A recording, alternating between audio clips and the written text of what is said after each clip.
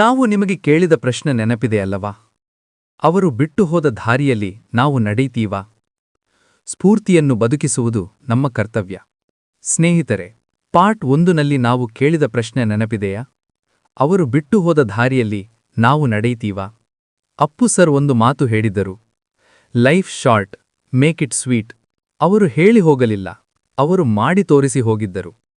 ಒಬ್ಬ ಅಭಿಮಾನಿ ಇವತ್ತು ಹೇಳುತ್ತಾರೆ, ನಾನು ಬ್ಲಡ್ ಡೊನೇಟ್ ಮಾಡ್ತೀನಿ, ಅಪ್ಪು ಸರ್ ಇನ್ಸ್ಪೈರ್ ಮಾಡಿದ್ರು ಎಂದು. ಇನ್ನೊಬ್ಬ ಹೇಳ್ತಾನೆ, ನಾನು ಡೈಲಿ ವರ್ಕೌಟ್ ಮಾಡ್ತೀನಿ, ಅವರ ಡಿಸಿಪ್ಲಿನ್ ನೋಡಿ ಎಂದು.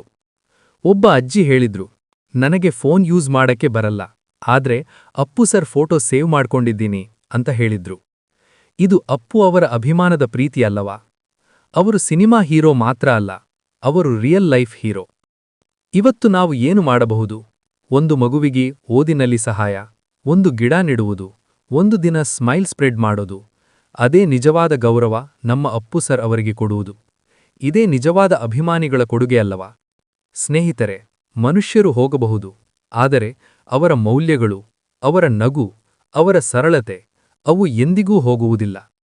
ಅಪ್ಪು ಸರ್ ನಮ್ಮ ಕಣ್ಣು ಮುಂದೆ ಇಲ್ಲ, ಆದರೆ ನಮ್ಮ ಹೃದಯದೊಳಗೆ ಸದಾ ಇದ್ದಾರೆ. ನೀವು ಅಪ್ಪು ಸರ್ ಬಗ್ಗೆ ಯಾವ ನೆನಪು ಇಟ್ಟುಕೊಂಡಿದ್ದೀರೋ ಕಮೆಂಟ್ನಲ್ಲಿ ಬರೆಯಿರಿ. ಧನ್ಯವಾದಗಳು. ಜೈ ಕರ್ನಾಟಕ.